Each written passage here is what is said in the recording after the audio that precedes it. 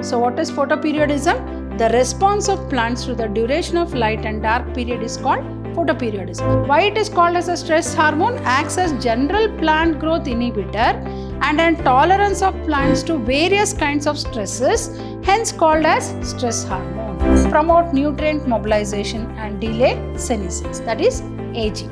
Then ethylene is a simple gaseous plant growth regulator. So it is a gaseous plant growth regulator.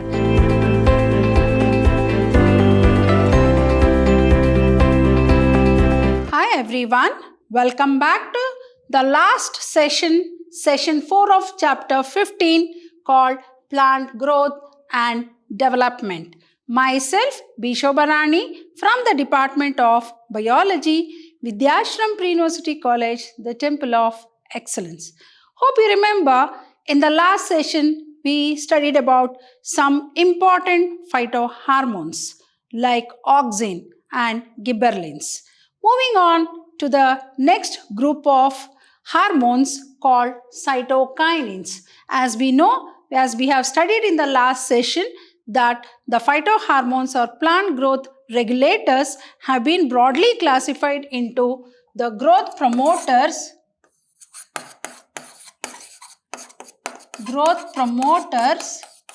and growth inhibitors. Growth promoters and growth inhibitors. Growth promoters mainly include auxin, gibberellic acid or gibberellins and cytokinins. Whereas growth inhibitors include ABA, that is abscisic acid and ethylene. So in the last session we have studied about auxin and gibberellins. So let us move on to the next group of plant hormones. As we know, plant hormones are also called as phytohormones. And we all have studied, and we have studied in the last session that these phytohormones or plant hormones are very much important for plant growth and development. Hence they are called as plant growth regulators. So moving on to the next group of hormones, plant hormones, that is growth promoting hormones called cytokinin. Cytokinin, as I said, it is also called as zeatin. Now, what is here you can see in the beautiful picture the sources of CK and how it is helping in plant growth, plant defense response and for pathogenic sources. So here, what are cytokinins? They are a class of plant growth hormones that promote cell division or cytokinesis. What do you mean by cytokinesis? Division of the cytoplasm. Division of the cytoplasm is called cytokinesis. So what are cytokinins?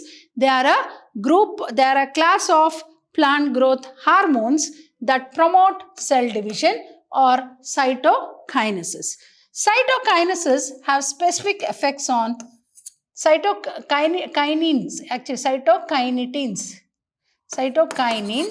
have specific effects on cytokinesis. I think all of us know you have studied in cell division. At the end of telophase, there is a very important event that is during the late telophase. Two very important events are going to happen, that is cytokinesis, that is karyokinesis and cytokinesis, thereby dividing into two daughter cells. So it is very important. So you can say it is very important for cell division.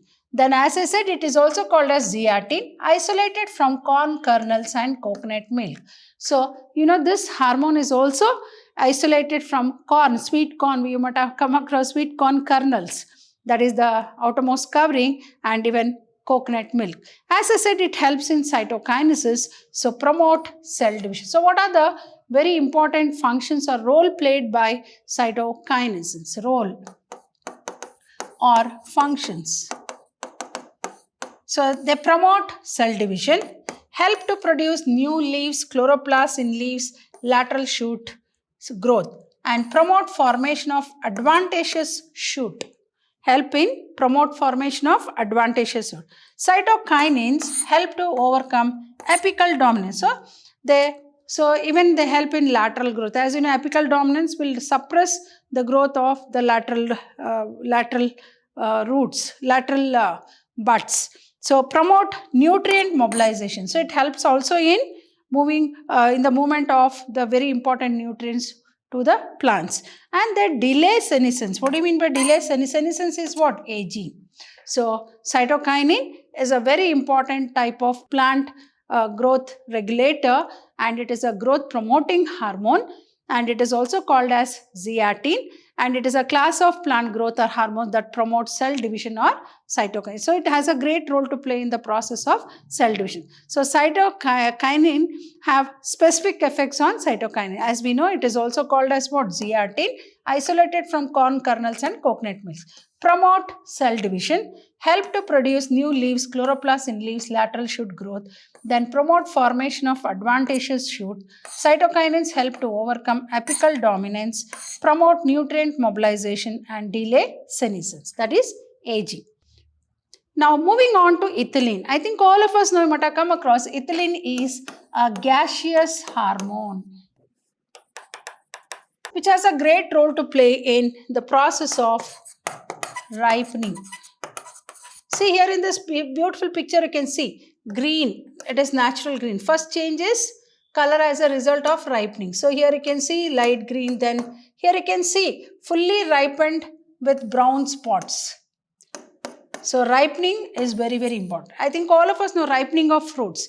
When you come across the ripening of fruits, when it is ripened in the plant itself, it has something different taste and flavor, and if it is artificially ripened, it will have different taste. So usually ethylene is used for artificial ripening. So a gas hormone used in agriculture, particularly in agriculture, to force the ripening of fruit. So it is called artificial ripening.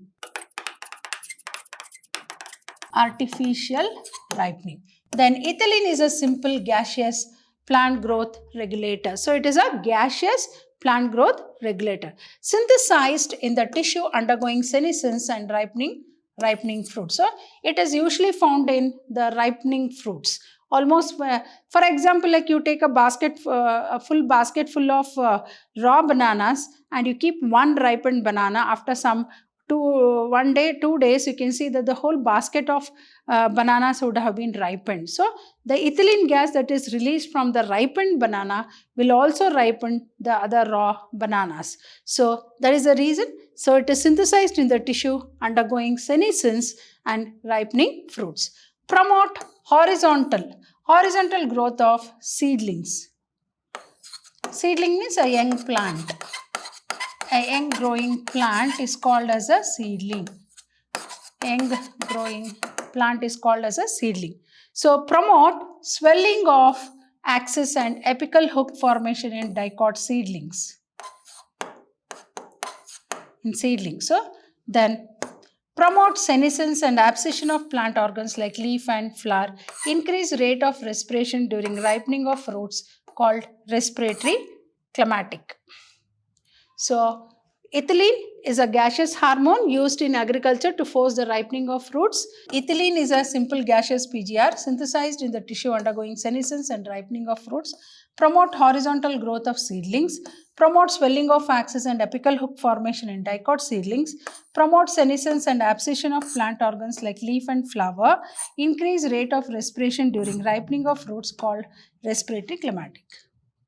Then what are the other very important functions of ethylene then? Breaks seed and bud dormancy. So here you can see, and initiate germination, promote rapid internode elongation. So you might have come across particularly like in sugar canes and all, no? The internode, more will be the demand or economical demand. So promote root growth and root hair formation, used to initiate flowering and for synchronizing fruit set. Include flowering in mango. The source of ethylene is ethaphone.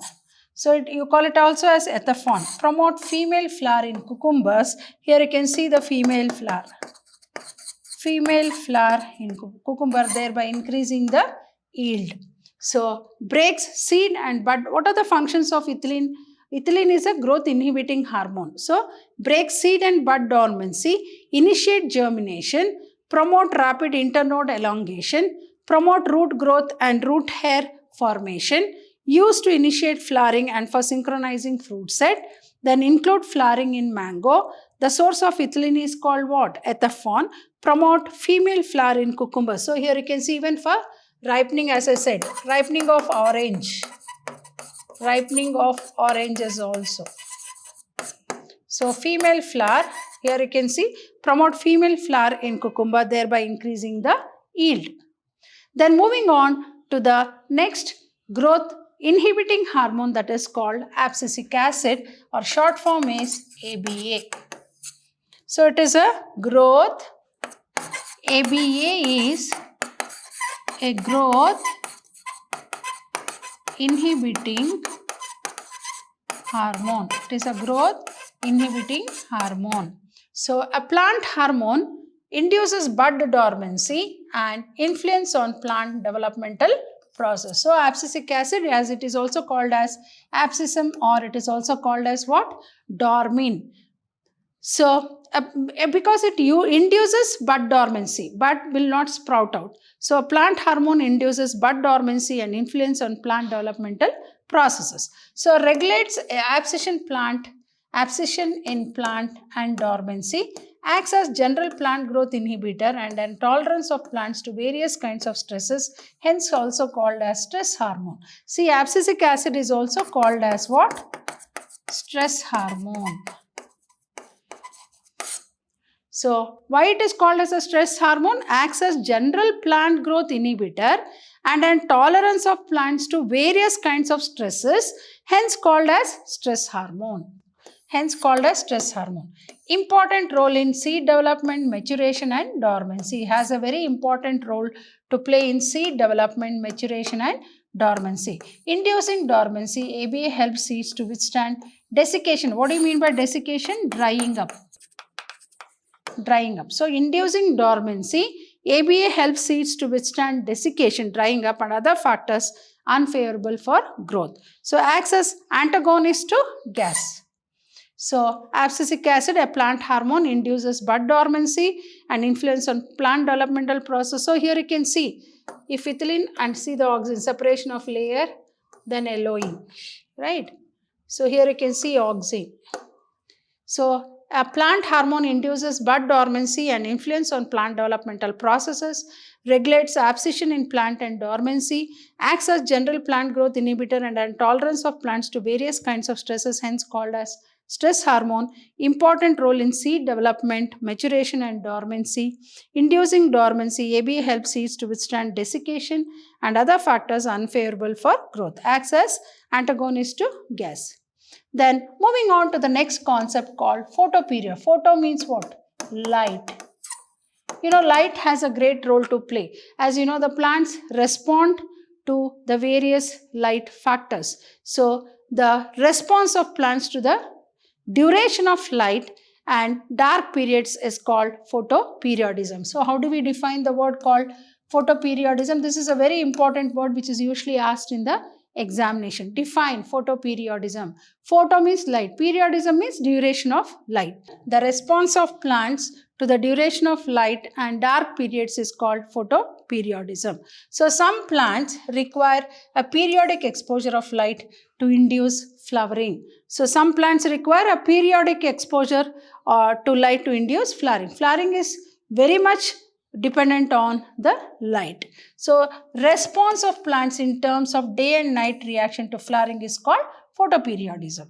So, based on the duration of light, plants have been broadly classified into long day plants, short day plants and day neutral plants. So, based on the response to different duration of light, plants have been broadly classified into long day plants, short day plants and day neutral plants. So, let us understand what is long day plant. Plant requires the exposure to light for a period exceeding critical period. So we know that beyond that period, exceeding critical period. So long day plant, what are long day plants? Here you can see short day plants flower when a period of darkness exceeds a critical night length. Here you can see. Here critical night length, long day plants flower when a period of darkness is less than critical night length of threshold. So what is photoperiodism? The response of plants to the duration of light and dark period is called photoperiodism. So some plants require a periodic exposure to light to induce flowering.